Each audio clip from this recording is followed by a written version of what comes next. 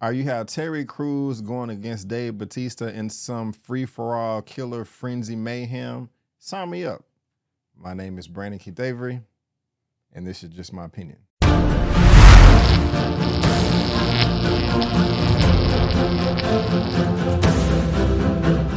Hey, what's going on, everyone, and welcome back to another episode of Just My Opinion for my The Killer's Game movie review.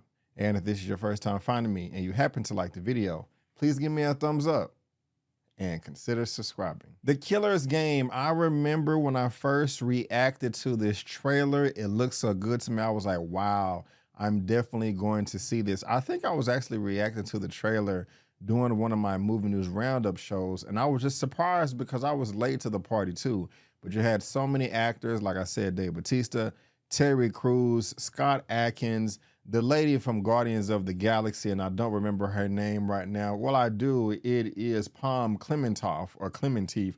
I was like, hey, I liked her in that film or those films. I think I'll like her in this too. It seemed like we had a winner on our hands. Now, this is being directed by Mr. J.J. Perry, and I know that name. He did the Netflix movie that came out a year or two ago with Jamie Foxx called Day Shift. Now, that movie wasn't that good. The action was great and all the choreography, I like that, but the actual movie itself was a bit stale, unfortunately. But Mr. J.J. Perry is known for his stunts. If we go down and look at his filmography again, he was part of John Wick 2, Warrior, The Fate of the Furious, The Rundown. He only has about 2 or 3 directing credits, Day Shift, Afterburn, and The Killer's Game, which is fine, but see all the stunt work that he is a part of? Yeah, that is who this man is. All of these films at least had decent action, but are they good movies overall? We're definitely going to talk about it. But like I said, guys, my expectations for this were pretty high. I was excited as soon as I saw the trailer for this. Leading up to my screening, there was a bunch of marketing just going on like, it's the next John Wick. It's action like John Wick. I love the John Wick franchise, and so I was not thinking that this was going to be just as good, but I just wanted some high-octane, fun action, karate, martial arts, choreography, guns, bats, swords, axes, all that. But did I get it? Let's talk about it. But before we do, before we get into all the nitty gritty, let me tell you exactly what this film, The Killer's Game, is all about. Follows veteran assassin Joe Flood, who is diagnosed with a life-threatening illness and authorizes a kill on himself to avoid the pain that is destined to follow. After ordering the kill, he finds out that he was misdiagnosed and must then fend off the army of former colleagues trying to kill him. Now, the first thing that I liked about this film is not just the plot synopsis that I just read. That's one of the main things that got me to the theater besides Dave Batista and a few other characters. What I liked about it is the very beginning of this movie, or at least the first act, does not focus on that at all. It does focus on Joe Flood, Mr. Dave Batista, as an assassin, but you don't find out his diagnosis until later on in the film. In the very beginning, like I said, just focuses on Joe Flood, Dave Batista, his life, the way he goes about his day, and his love interest, and stays on the people that he really does care about. One character being Sir, being Kingsley. I really like that. I was not expecting it. Not only do we get to see Joe Flood as a huge, strong assassin, but also someone that's loving and caring and wants to have more at life, but knows that he can't afford it with the type of lifestyle that he does live. I do like that, and I'm not saying that we've never seen Dave Batista in a softer role before, but I don't remember that much off the top of my head. And that was just something that I did not expect from his character when I was watching this film. And I did feel sorry for him. I wanted him to win, and just for him to have a nice, quiet, simple life somewhere in peace to where he can enjoy himself and not worry about much. I want that for myself. I want that for everyone. But he just seemed like he was really deserving and was only part of this lifestyle because that was the only cards that he was dealt, and it just wasn't his fault. Another character that I did like in this film is Maisie, played by Miss Sophia Boutella.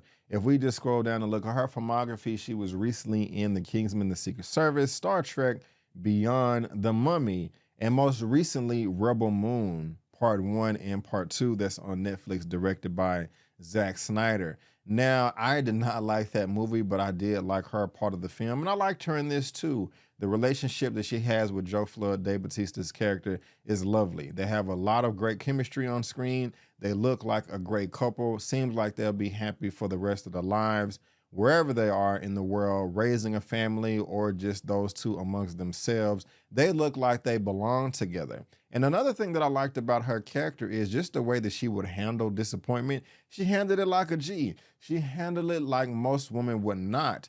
And that really stood out to me as well. Like, wow, you just got punched in the gut metaphorically. But the way you're going about this is very, very mature, shows that you've been through a lot. And I kind of like that with women, or at least some of the time. But she was pretty solid. I liked her as well. Terry Crews, on the other hand, he was a mix for me. I liked him more in the second half of the movie when I got some more comedy from him opposed to the first half. And I think that's just who the film set him up with as far as the writing. That other person who I'll mention in just a second was one of the worst parts of this movie. And when Terry Crews was part of those scenes, it seemed like they drug him down too, which is unfortunate.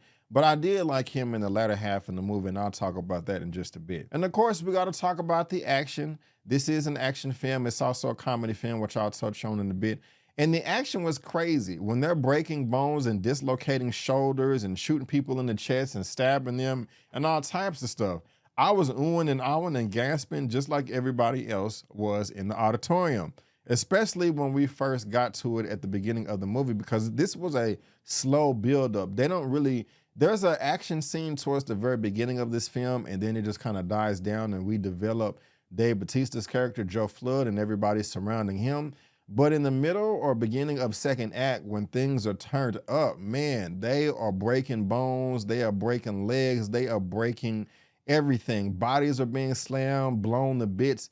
It's quite ridiculous at times to where it starts to be over the top. Still fun, but some of the things that they do with the blood, I mean, they're being silly and dumb, but still, I'm just like, okay, come on, this is just getting silly. Still had a good time. The action was great. The choreography was pretty decent up until a point, and we'll talk about that more in just a second. But for the overall, I did enjoy the action. And if I didn't mention it, guys, the movie is funny. I don't know what took them so long, but it wasn't that much comedy in the first and second act. But the third act, they just start pulling out all the jokes. They had this one white character who was overseas, had a strong accent that was trying to come across as some type of hip hop gangster rapper or something like that. It was annoying at first, but then just started making me laugh over and over and over again. And he was a highlight in the third act just for the laughs. His character was really stupid, but he did elevate the film a bit towards the end because it did need a boost. But the whole third act is just hilarious. I really did enjoy it. But guys, those are going to be the things that I really did enjoy about this film. Now let me transition to some things that I really didn't care for. The film clocks in at 1 hour and 44 minutes. It seemed like this was 2.5 hours long. It shouldn't be dragging that long, but I felt that it did, especially towards the middle. The next thing that I did not like about this film is the antagonist. The villain were horrible. They were pretty much non-existent, which really gives this film no stakes. You just want Dave Bautista's character, Joe Flood, to survive, but against who? You're putting him up against Miss Clementov, Palm Clementov, played by Mariana. She was good in Guardians of the Galaxy because she was not the protagonist or the antagonist. She was just a supporting character on a team. So she didn't have that much screen time, and it was okay if her character was kind of goofy because she was an alien anyway, to where we can't even barely comprehend that. But in this film, you have Miss Mariana Palm Clementov as a lead character in a way, as the villain, and it's just awful. She is not threatening. She is not scary at all. I mean, she looks like she weighs 130 pounds, but she's supposed to be going against Dave Bautista mixed in with Terry Crews.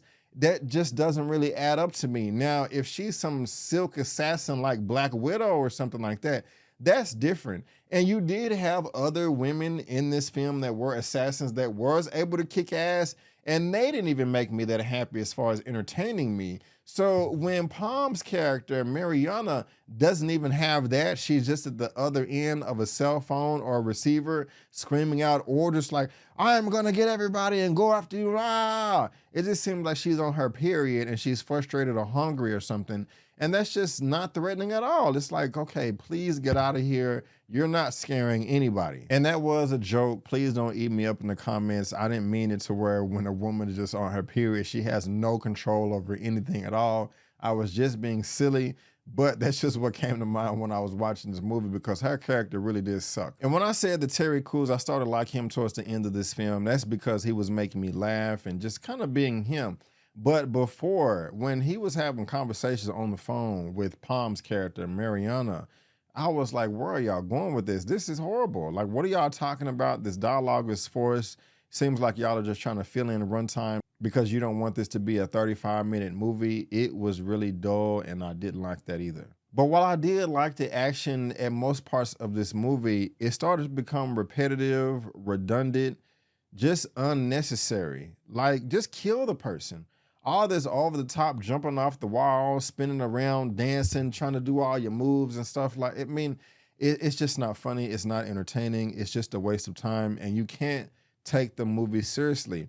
I was not able to suspend my disbelief in this film, and I'm able to do that a lot, but I was really wanting to turn on my watch and look at the clock and see how much time we had left when some of these action scenes were just over-the-top, ridiculous, blood splatter campaigns with no type of weight to them whatsoever. Like, all of the assassins that were trying to kill Joe Flood across the board were trash. I love Scott Adkins. Every time he pops up in the film and he's doing all of his martial art kicks, I am there as a fan. But he was awful in this. Like, his character in Another, they purposely made it to where you could not understand their dialogue, to where it was subtitled. And I don't know if they was trying to be funny, but it just didn't work. The execution fell completely flat. Not exaggerating, but this is how they was talking. Oh my God, and there's just a bunch of, and it just wasn't funny to me. I just didn't laugh, and I was like, this is stupid. This is just dumb, and I'm really not enjoying myself. And I was thinking about this, and this is the perfect comparison. If you've seen The Ministry of Ungentlemanly Warfare with Henry Cavill, and also Argyle that came out earlier this year as well, he was in both those films. Argyle sucked. The Ministry of Ungentlemanly Warfare was good. This is right in the middle. The Killer's Game is much better than the Argyle, but it's not as good as the Ministry of Ungentlemanly Warfare. So if you needed something to compare it to, there you go right there. Guys, unfortunately, I really just didn't enjoy this movie. I'll give my rating for it at the very end. But for now, guys, that is just my opinion. And I want to thank you so much for tuning in. If you did enjoy this, please go ahead and give me the thumbs up. Hit that subscribe button. Let me know all your thoughts down below in that comment section. I would really, really appreciate it. Comment, share, subscribe, all that like I just said. But guys, if I had to rate The Killer's Game out of a 1 out of 10, I'm going to give it a 6 out of 10. Yes, a 6 out of 10. For me, that is barely passing, but it does pass, so a 6 out of 10. But guys, again, I just want to thank you so much for tuning in. And before you go, don't forget that my name is Brandon Keith Avery, and that's just my opinion. Peace.